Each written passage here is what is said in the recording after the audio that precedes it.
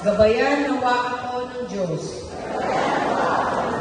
Yay! Congratulations! Ayan, yes!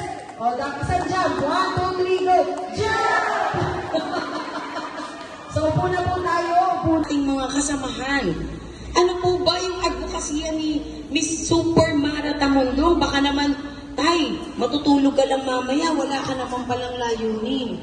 Baka naman mamaya, uuwi lang po tayo, pero pag-uusapan lang po natin, ay yung nagpatawag na yun, wala yun. Dapat po, malagay rin sa ating mga puso, yung layunin po talaga natin, ano po. Kasi dyan lang po nagkakaroon ng kahulugan ang ating ginagawa kung alam po natin kung ano yung ating pinaglalaban, kung ano po yung ating paninindigan.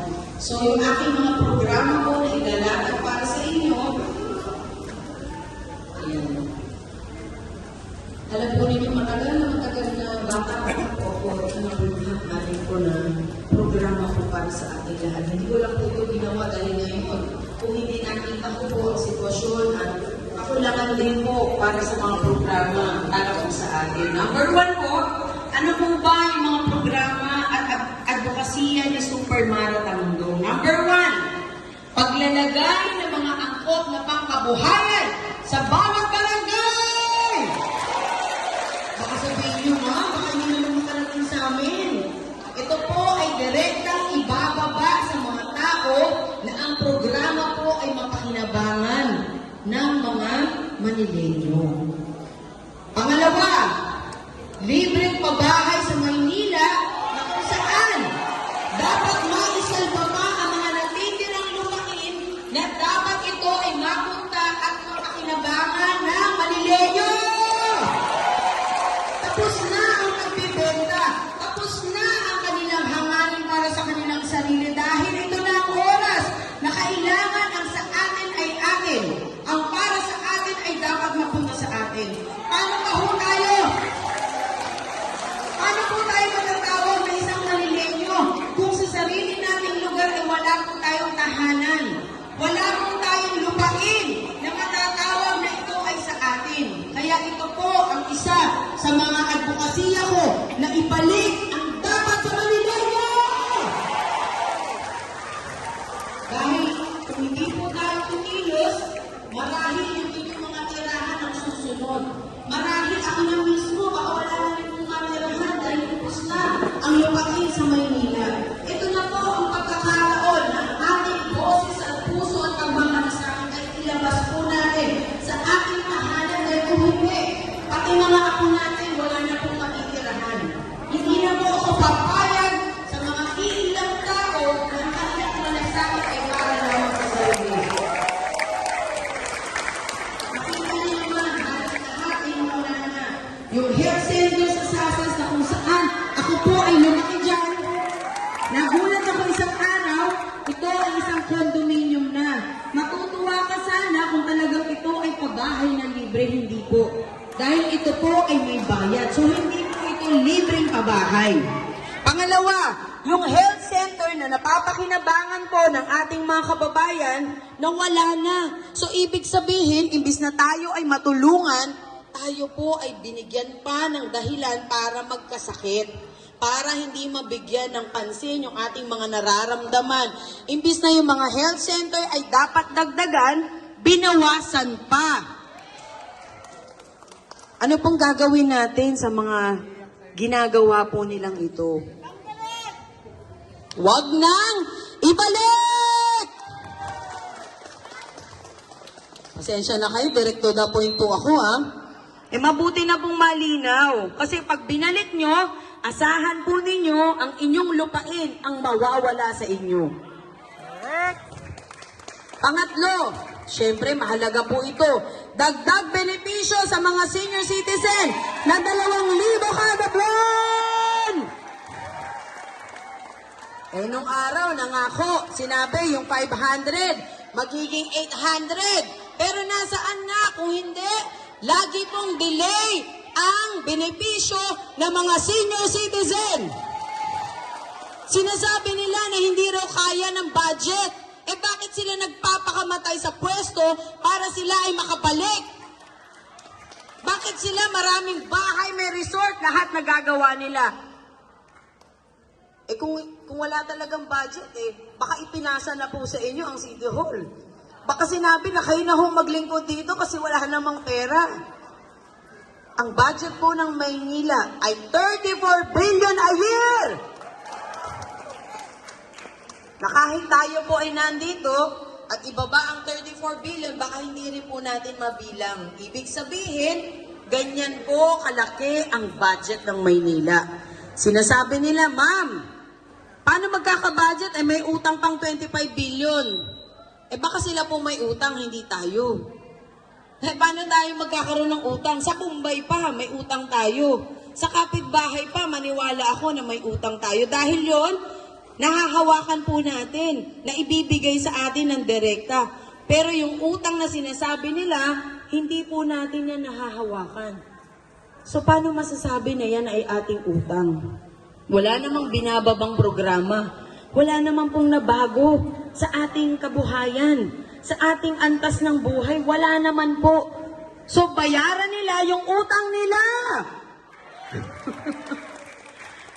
Siyempre, yung pang-apat, ito po ang pinakamahirap na sitwasyon ngayon, yung magkaroon dapat tayo ng libreng gamot sa mga senior citizen at may sakit. At masiguro na lahat ng barangay sa buong Maynila ay magkaroon ng barangay health center.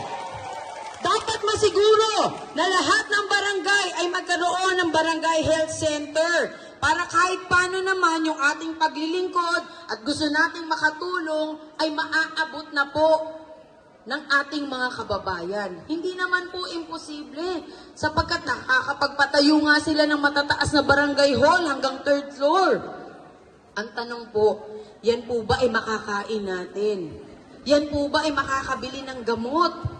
Yan po bang titulo na kinatatayuan yan ay mapupunta po ba sa atin? Yan po ba ay matatawag na pag-aari po ba natin? Siyempre hindi. So dapat po paglaanan yung mga libreng gamot at magkaroon ng barangay health center sa bawat barangay. Alam po ninyo sa aking pag-iikot sa buong Maynila, wala na po akong nalaktawan kung hindi nakita ko po na lahat ng kababayan natin ay nagbuburol sa kalsada. Kaya sa aking advokasya at programa, paglalagay ng mga disenteng burulan sa bawat barangay na libre! Huwag namang gawing negosyo ang Maynila. Hindi konting kibot, pera, babayaran lahat. Dapat magkaroon po tayo ng disente at libreng burulan na kung saan ito po ay makakatulong sa ating mga kababayan na walang-wala. Na dapat naman sa dulo ng kanyang buhay, mabigyan siya ng maayos na burol at pagmamahal at respeto. Alam po ninyo, ang Maynila ay capital city ng Pilipinas. Tayo po ang tinitignan at nire-represent natin ang buong Pilipinas. Pero dito lang po sa lungsod ng Maynila, nakakakita tayo ng mga nagbuburol sa kalsada. Samantalang sa ibang lugar, katulad ng New York City, yan po ay city ng Amerika, pero may nakikita po ba tayong nagbuburol sa kalsada? Dito lang po sa Maynila. Dahil dito po makikita natin kung paano po at anong antas ng pamumuhay mayroon po tayo. Masakit man tanggapin, pero ito po ay katotohanan. Ito po ay senyales na ang kahirapan ng Manileño ay grabe na po. Alam niyo po ba na tayo po ay nasa pang-5 pinaka-peligrosong lungsod sa buong mundo? Di parang nakakatakot pag sinabi mong taga Maynila ka, nakakatakot ka na. Dahil peligroso yung lugar natin para sa mga turista. Ibig sabihin po nito, yung Maynila po ang magsasabi kung ano ang ekonomiya at sitwasyon ng Pilipinas. Dahil kahit sabihin nyo pa na mayroong Forbes Park, may Dasmariñas Village, may mga magagandang village sa Maynila, kapag sinabi nyo po na Maynila at number 5 na pinaka-peligroso, lahat po yan damay-damay. Kasama po sila doon sa pinakalimang peligrosong lungsod. Ibig sabihin, dapat dito po mag-umpisa ang tunay na kaunlaran sa Maynila. Dahil tayo po ang nagdadala ng buong Pilipinas sa ibang bansa. Agree po ba kayo dyan? Parang alulungkot ng mga mukha natin, ano po? Actually, totoo naman po na nakakatakot. Bakit po? Dahil nung minsan ako po ay nag-ikot sa ilalim ng mga tulay, ako po ay natakot din talaga. Sabi ko, naku, babalik na nga ako sa taas, baka masaksak pa ako dito. Kung hindi masaksak, talaga madali yung gamit ko.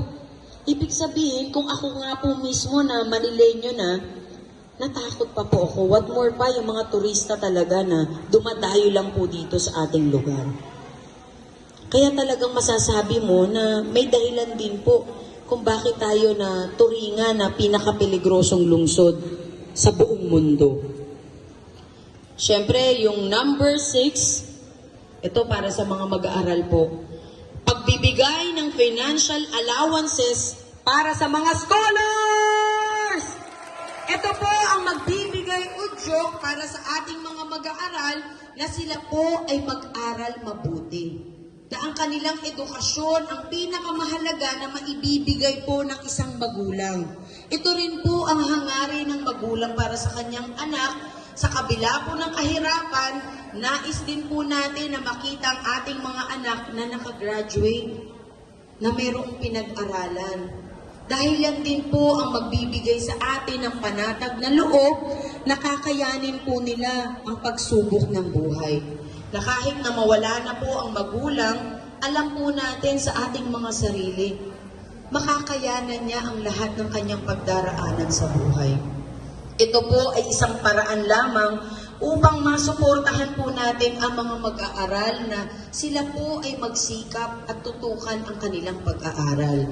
Yay! Siyempre, para magka-allowance, ang laking bagay po niyan sa mga nanay at tatay. Ang pangpito po, ang paglalaan ng mga makabagong programa na makakatulong para sa mga pampublikong eskwelahan at pampublikong ospital para sa tunay na pag-unlad ng syudad ng Maynila. Aba, syempre, dapat naman po lahat ng mga public schools, public hospitals ay matutukan po ng magandang programa, mababaan ng mga makabagong kagamitan na ito po ay magagamit sa pag-aaral ng mga estudyante at magagamit po sa ospital para makatulong po sa mga may sakit. Dapat naman po bigyan natin ito ng atensyon dahil malaking bagay po ito para sa mga katulad po nating Manileño na nagsisiksika na nga tayo, pagkailangan pa natin ng medical assistance, wala pa ho tayong makuha. Kaya isa po sa mga programa ko na matutukan po ang mga eskwelahan na sila po ay matulungan sa kanilang mga pangangailangan, lalo na rin po ang mga ospital na pinupuntahan natin kapag mayroong may sakit sa pamilya. Number 8. Sabi nila, ma'am, number 8 na yan libreng wifi para sa mga mag-aaral dahil ito po ay malaking bagay sa ating mga magulang na yung gagastusin po nila na 20 pesos every day, 30 pesos, 50 pesos, 100, 300. Kung ito po ay hindi nyo na magagastos at ilalaan nyo sa pangkain o sa anumang bagay na mas mahalaga, makakatipid pa rin po ang ating mga magulang. At the same time po, ang mga mag-aaral, hindi na po lalabas ng bahay para magpaalam, mami, daddy, nanay, computer lang ako, wala tayong internet. Sila po ay magkakaroon ng kanilang paraan para ang kanilang pag-aaral ay lalo pang lumawak. Ang laking bagay po ng internet, Nay. Dahil sa panahon ngayon, kahit wala kang load, pero kung may internet ka, makakatawag ka na through sa Messenger o sa Viber. So malaking tipid po ito na kung magkakaroon ng libreng wifi po ang ating mga mag-aaral. Palakpakan naman natin, ayan.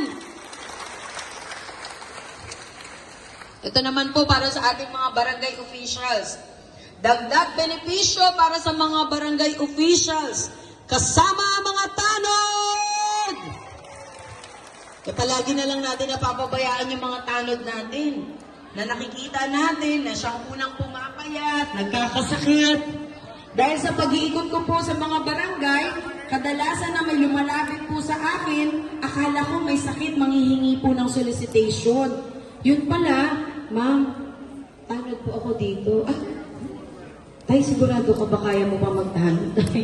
Kasi sobrang payat, tsaka nangihina. Yung paghahawak niya sa batuta, hindi ko malaman kung hampas ba niya sa hindi ko alam kung baston ba yun, kung batuta talaga. Kasi nagiging tungkod na dahil sa hina po ng mga tanod. Awang-awa ako talaga. Sabi ko, Diyos ko, itong mga tanod na ito pa mauuna sa atin. Wala silang insurance at the same time, walang pangkain. Kaya isa po yan sa aking mga programa na mabigyan po sila ng allowance. Na mayroon silang pambiling pagkain, pambili ng vitamina, meron silang panggalaw. At syempre, kapag nangyari po yan, sigurado makikisig na mga tanod ang inyong makikita sa inyong mga barangay. Hindi na yung lulugo-lugo. Kundi, sino ba nagkakagulo dyan? Ako ang tanod dito sa aking barangay. Kadalasan po mga tanod, hinahabol pa ako. Diyos ko, sabi ko, Diyos ko, Panginoon Diyos, tulungan niyo naman sila na lumakas sapagkat sila po ang nagbibigay seguridad sa barangay. Paano po nila malalabanan yung masasamang tao? Baka maawa po yung masasamang tao. Imbis na sa kanila makipaglaban. Sige na, hindi na kami makipaglaban sa inyo. Basta kukunin namin lahat ng gusto namin. Samantalang totoo po yan. Sino po ba tanod ang mataba? Bihira po yan. Sigurado, kapag may tanod na mataba, hindi po masyado nagjo-duty yan. At saka may trabaho sa umaga yan. Pero yung pagbibigay po natin ng allowance sa mga tanod, magiging regular na po yan. Gusto ko na lahat po ng nasa barangay ay magiging masaya.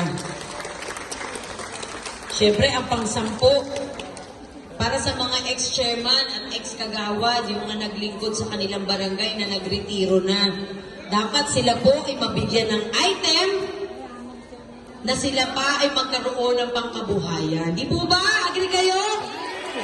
Bakit ba? Dahil unang-una sa lahat, yung paglilingkod na ibinigay nila sa inyong barangay ay hindi rin po matatawaran. Yung oras at lakas na inubos nila ay hindi po matatawaran. Yung araw-araw na sila po ay humaharap sa inyong mga kabarangay, yan po ay hindi biro. Halos hindi na maliligo. Halos hindi nakakain sa oras para makapaglingkod lamang. At lahat ng mura inaabot pa. Lahat ng away. Pati sila nagagamit pa sa politika. Kay Mara Tamundong, walang puli-politika pagdating sa programa. Lahat dapat pantay-pantay.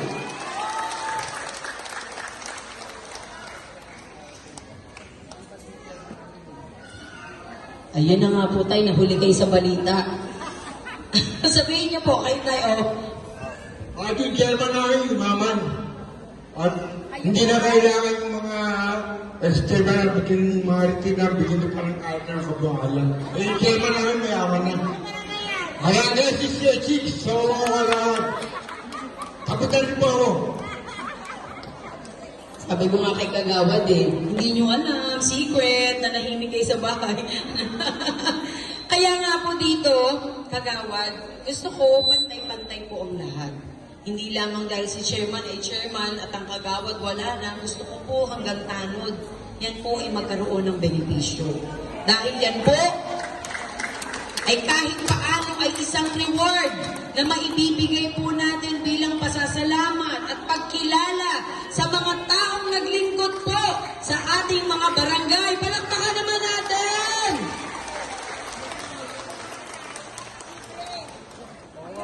Pag namamatay, libre pa.